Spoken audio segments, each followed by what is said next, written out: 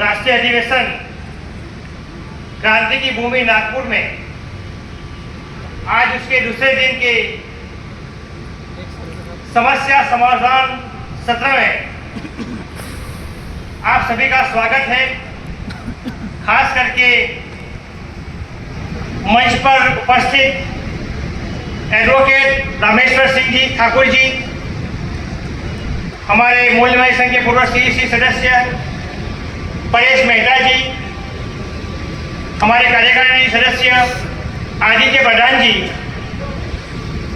हमारे सीनियर कार्यकारिणी सदस्य केपी जाधव जी और प्रस्तावक योगेश साहू जी और आप सभी मूल निवासी भाई और बहनों, हम आप सभी का स्वागत करते हैं।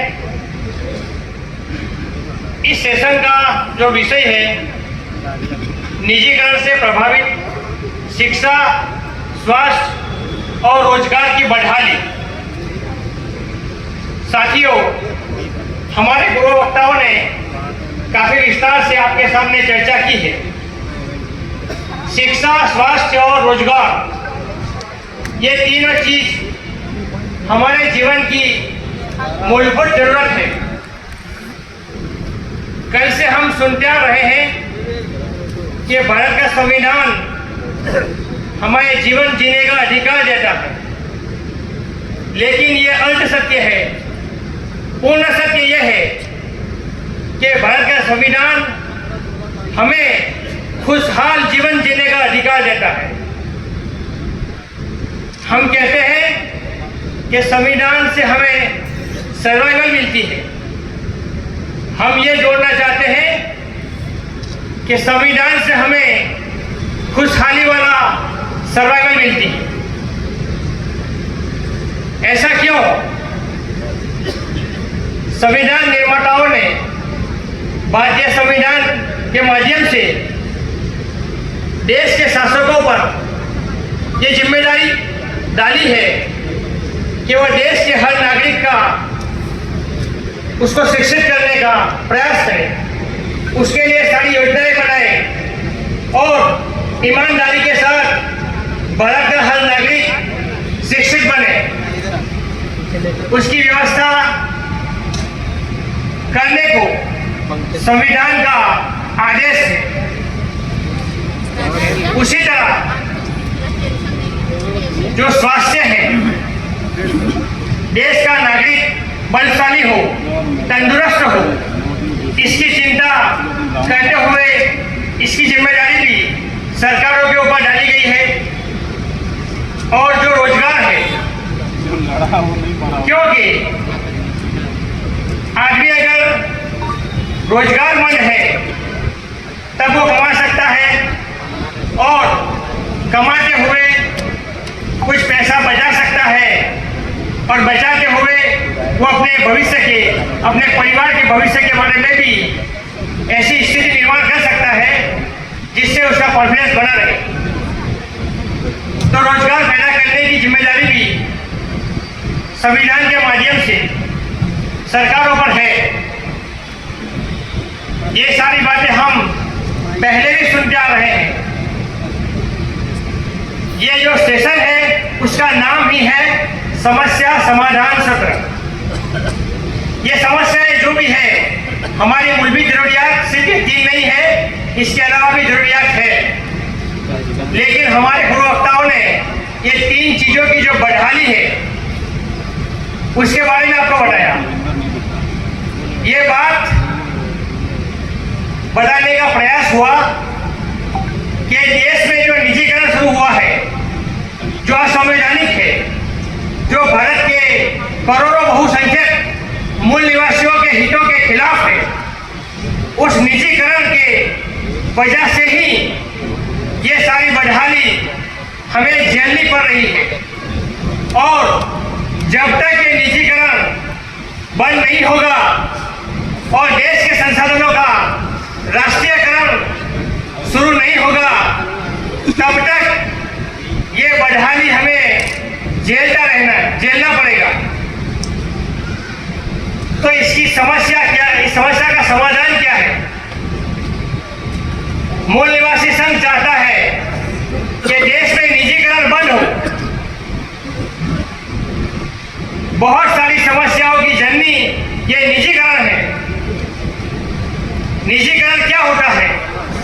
करोड़ों लोग, करोड़ों मूल निवासियों की मेहनत और पसीने की कमाई को, उनके लिए जो संसाधन है, उस संसाधनों को चंद मुट्ठी भर मनुवादी पूंजीपतियों के हाथ में दे देना, बगैर मेहनत से और उनको मुफ्त में दे देना, ये करोड़ों लोगों के साथ अन्याय है। संविधान की भावनाओं से हम शासन करेंगे, इसका जो शपथ लिया जाता है सरकार बनाने से पहले, वो शपथ, वो सौगंध, वो कसम को तोड़कर ये निजीकरण हो रहा है। करोड़ों लोगों के जीवन की जो बदहाली है, वो बदहाली के लिए हम देश के निजीकरण को भी जिम्मेदार मानते हैं। तो हम ये चाहते हैं कि निजीकरण बंद हो और राष्ट्रीयकरण शुरू हो। लेकिन क्या हमारे चाहने पर से ये सब हो जाएगा? नहीं होगा। इसके लिए हमें पूरे देश में एक व्यापक चर्चा के जरिए जनमत तैयार करना पड़ेगा। देश के बहुसंख्यक मूल निवासियों, उनका जो जनमानस है, उसको निजीकरण के खिलाफ हमें लाना पड़ेगा। लेकिन देश का जो गोदी मीडिया है और जो मनुवादी वर्चस्ववादी शासक वर्ग है, उन्होंने तंत्र के माध्यम से लोगों के दिमागों को हाईजेक करने का कार्य किया है। समस्या झेलने वाले लोग भी उनके समर्थक बन रहे हैं, क्योंकि उनका समर्थक बनाने का एक पूरा जाल बिछाया गया है। उसमें गोदी मीडिया से लेकर तमाम धार्मिक कथाकार सब इसमें सम्मिलित है। हर जगह उनका वर्चस्व और उनका कब्जा होने की वजह से वो उनकी बात को, चाहे कितनी भी झूठी बात हो, वो मनवा लेते हैं। लेकिन हमें हमारे संगठन को और हमारे कार्यकर्ताओं को अपने सीमित माध्यम से, अपने सीमित संसाधनों के माध्यम से हमारे लोगों के बीच में जाकर उनको ये बात समझानी पड़ेगी। सच क्या है और झूठ क्या है, वो समझाना पड़ेगा। निजीकरण का जो षड्यंत्र है, उसका पर्दाफाश करना पड़ेगा और हमारे मंचों से उसके बारे में बार बार इसका जो मटीरियल दिया जा रहा है, इसके बारे में अवेयरनेस किया जा रहा है। इस बात को हमें अपने प्रदेश में जाकर, अपने डिस्ट्रिक्ट में जाकर, अपने लोकल लोगों में इस बात को समझाने की कोशिश करनी पड़ेगी। साथियों, जब देश का जनमत इसके खिलाफ होगा, तब क्या होगा? तब देश में एक चहल पहल होगी, एक हलचल होगी। चूंकि ये सारी मूलभूत चीजें हैं और ये संविधान के माध्यम से हमें मिलने वाली थी, लेकिन इसको निजीकरण से रोका जा रहा है। तो इसका हल ये है कि इस देश में संविधानवादी लोग शासक बनाने पड़ेंगे, संविधानवादी सरकारें बनानी पड़ेगी। संविधानवादी सरकार और संविधानवादी शासक हमें कहाँ से मिलेंगे, वो हमारे लिए कोई मसला नहीं है, हमें ढूंढने की जरूरत नहीं है।